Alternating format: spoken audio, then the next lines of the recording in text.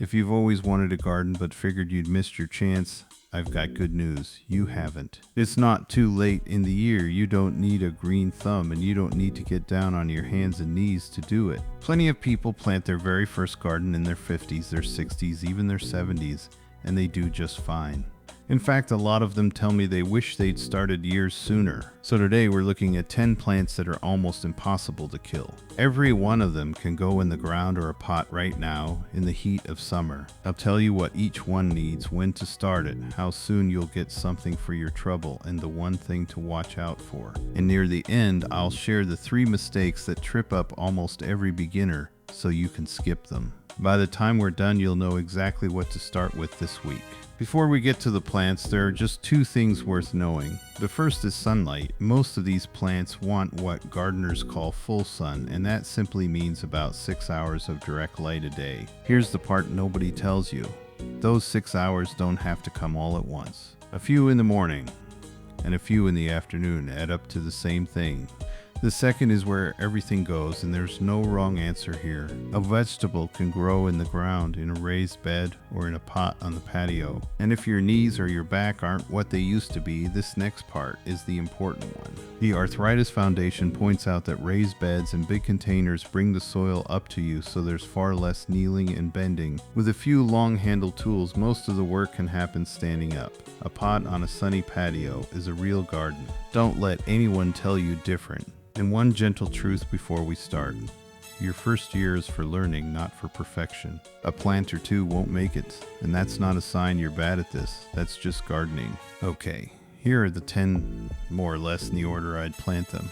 First up, bush green beans. If you want a quick win to build your confidence, this is where to start. Beans go straight into warm soil as seed with no transplanting and no fuss, and they're a true summer crop, so right now is their time. You're looking at your first handful in roughly 7 to 8 weeks, and the more you pick, the more the plant gives back. And here's a quiet bonus.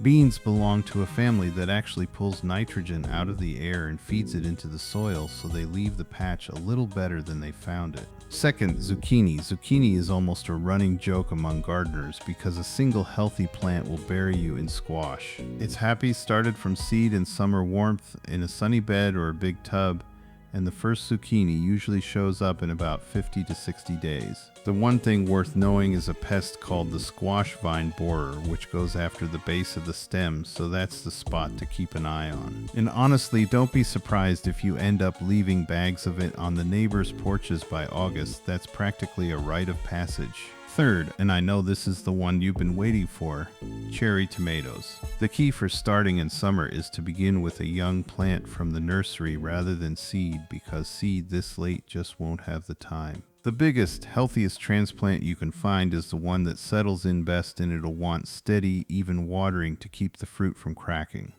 You'll be picking sweet little tomatoes in about 2 months.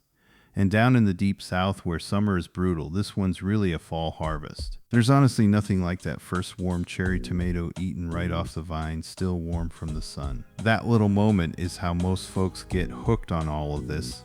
One important note here. The tomato itself is a treat, but the leaves and stems of the plant are toxic to dogs and cats. So this is one to keep where your pets can't graze on it. Fourth, cucumbers. Cucumbers love heat the way few plants do, so summer is exactly their season. They climb happily, and a simple trellis lets the cucumbers hang at hand height, which is a lot kinder on the back than hunting through a sprawl on the ground. The single thing they ask for is steady water, because letting them dry out and then soaking them is what turns a cucumber bitter. You'll be harvesting in roughly 2 months, and one plant gives you more than you'd think, perfect sliced into a summer salad or eaten with just a little salt. Fifth, sweet bell peppers. Like tomatoes, these are best begun as a young transplant rather than seed this time of year. Peppers adore warm weather, so they thrive in the summer heat, and one is perfectly content in a sunny pot just 3 to 5 gallons in size. They start out green and grow sweeter as they ripen to red or yellow, so you can pick them at whatever stage you like. Sweet peppers, by the way, are fine to share with a curious pet. It's the hot ones to skip. Sixth, basil. Every tomato deserves a basil plant nearby, and basil could not be easier. It's a warm season herb that loves the very same heat your tomatoes do, so a single pot on a sunny step will hand you fresh leaves within a few weeks. Here's a little secret that keeps it going. As soon as basil starts to flower, it turns woody and bitter, so gardeners simply pinch those buds off, and the plant stays lush and tender for months. Sneak a handful for salad or pasta, and it just keeps coming back for more. 7th, marigolds. Now for a little color, because a garden should make you smile. If you want flowers with truly no fuss, the nursery sells marigolds already blooming, ready to tuck straight in. What makes them foolproof is that they actually prefer things on the dry side, so overwatering is about the only way to let them down. They'll bloom cheerfully right through the summer. Gardeners have tucked them along the edges of vegetable beds for generations, partly for the cheer, and partly because they're long believed to help keep some pests at a distance. One small note for pet owners. Marigolds are the one flower on this list that can give a curious cat or dog a mild upset tummy, so they're best kept a little out of reach. 8th, zinnias. If marigolds are the easy flower, zinnias are the rewarding one. They come up fast from seeds scattered into warm soil, and they bring butterflies and bees along with them. The more you cut for a vase, the more the plant blooms. They just like a little breathing room between them, about a handspan, which keeps the leaves dry and healthy. The first blooms arrive in 6 to 8 weeks, and a handful in a jar on the kitchen table is basically a free bouquet all summer long. 9th, sunflowers. This is the confidence crop, the one to plant with a grandchild. The seeds are big and easy to handle, no fiddly little specks, and they go a finger deep into a sunny spot. For a pot, the dwarf kinds like Teddy Bear or Big Smile stay under about 3 feet. In roughly 2 months, you get that big, cheerful face, and sunflowers themselves are listed as non-toxic to dogs and cats. And when the bloom finally fades, the seed head feeds the birds right through the fall, so the show isn't even over. And 10th, the one that makes you look like you've been doing this for years, Swiss chard. Everybody tells beginners to plant lettuce, but here's the truth nobody mentions.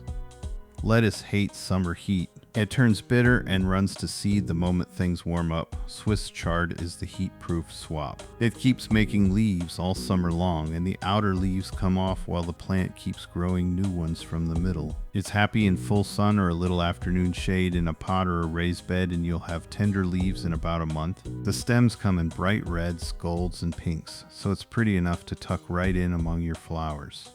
Now, before I let you go, let me save you from the 3 mistakes that trip up almost every new gardener. The first is loving your plants to death with too much water. More gardens are drowned than dried out. Most of these plants would rather you let that top inch of soil dry out before you water them again. The second is not enough sun. A plant that wants full sun sitting in 2 or 3 hours of light will stretch out, go pale, and just sulk. When in doubt, give it the sunniest spot you've got. And the third is planting the wrong thing for the season, which is exactly why we swapped that lettuce out for chard. Work with the summer heat instead of fighting it, and all 10 of these do exactly that. So there's your 10. And notice how many of those are perfectly safe to share with a curious dog or cat. The beans, the cucumber, the zucchini, the basil, the chard. The 2 to be a little careful with are the marigolds and that tomato plant, where the leaves and stems can make a pet sick. And that's actually the perfect place to leave you with a warning, because some of the prettiest plants people set out in their yards are genuinely dangerous to animals. Azaleas, tulips, daffodils, and the lily that can be deadly to a cat. Which ones and how to keep your pets safe? That's the next video. For now, pick just 2 or 3 from this list, get them going this week, and let them surprise you. Tell me down in the comments where you're gardening and what you're starting with.